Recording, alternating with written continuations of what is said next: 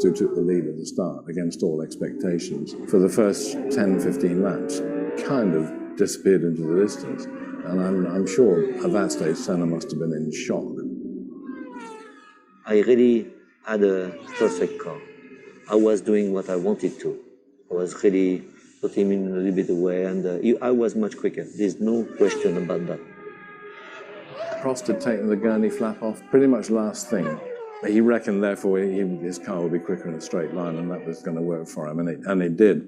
Ayrton was so upset, and he said, whatever happened, if we're going to get together, I'm not going to slow down. So he was just adamant that something was going to happen. And I said to them, that's the last race. I'm not going to open the door anymore. You know, I mean, I prefer to lose the championship, but I'm not going to open the door anymore. Well, it's going to be constant attack, because Senna has got everything to gain and nothing to lose. Alain Prost can see the McLaren Honda of Senna big in his mirrors. Senna reeled him in. And it was obviously going to come down to a showdown, and the showdown was obviously going to be at the chicane because, you know, it's the only passing place at Suzuka. There was no question that Alain turned into Senna, no question. What he didn't do was do it well enough to take Senna out the race. Prost did absolutely the right thing to shut the gate, in my view, because A, the championship position he was in, because the worst that was going to happen is they'd both be taken out, and B, it wasn't a place where it was going to get him anyway, unless he was, unless Prost was making it easy for him. It was such a bad race for us because we got there, we were quickest in practice, quickest in qualify. We did our job. We put the cars first and second in the grid. We were leading the race, and then end up with nothing on their hands. It's just, it was very disappointed, to say the least. I remember all Alain could say was, I couldn't believe he did it on that lap. I just, because there had been laps when he'd actually been closer than that, and he hadn't tried it. And he said, and I looked in my mirrors coming up to the chicane, saw where he was, and kind of thought, well, you know, he ain't going to try it this time. But he did. He came rushing down the inside, and of course they touched.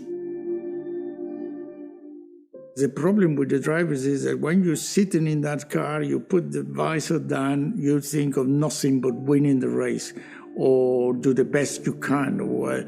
And those kind of movements Alain did to Ayrton, like Schumacher have done many times in his career, they came instantly. They do it because that's what they do it. You don't do that, you're not a racing driver. So it's something that no matter how much you tell the drivers, it happened and it will happen again. I couldn't blame Prost too much. I thought, well, you know, if I was a team manager and I saw Prost not close the door, I'd be a bit disappointed in him. I thought it was an understandable defensive move. And probably, effectively, Senna should have seen it coming and not put himself in that position.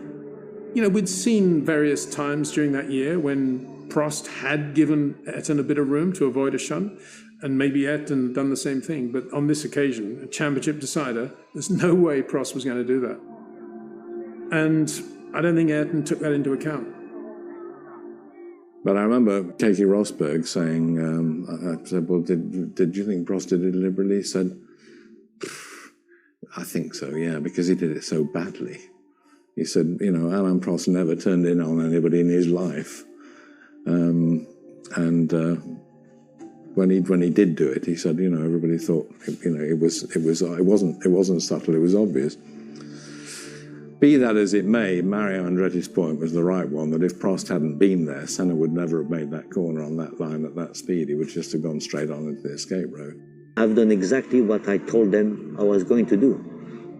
But honestly, I'm very disappointed about this race. You know why? Because I did not win it. The bit that just made me explode was the fact that the whole thing was manipulated by Jean-Marie Balestre. So Senna came back onto the circuit and basically, brackets, did not enter the circuit at the point of exit. They deemed that he should have turned round, driven against the traffic, and entered at the point of where he exited.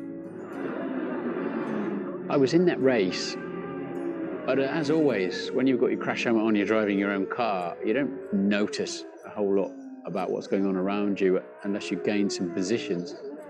Ayrton had his brain engaged fully in Suzuka 1989. Instead of thinking, I'm out of the race, he's like, how do I get back in this race? Get the marshals to push me.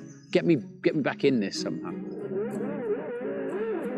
He did a lap with the nose hang off, came into the pits, we changed the nose on the car, and he went out, called up everybody and won the race.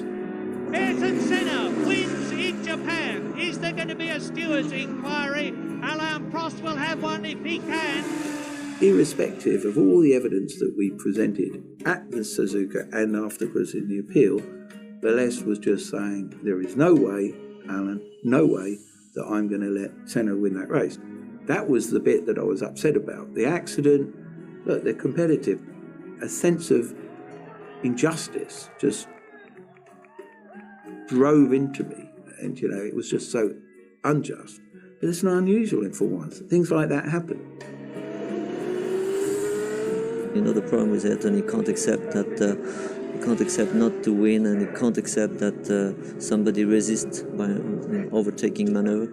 And a lot of times, if you remember last year and this year, I opened the door, and if I did not open the door, we would have crashed like this. And I said before the race, if that happened, I don't open the door anymore. The way he drives is very good, I must say. It's absolutely unbelievable quick. But for me, I mean, it's driving too hard. I mean, you know, it's and if you have two drivers like this in Formula 1, then you have accident every race. Ayrton was very, very strong in his head, very, very strong, unbelievable. But then we started something that we could not control. And until the point where if you go to 1990, 1 year after, you can see that he did not forget that he had his strong idea, and that was absolutely not objective,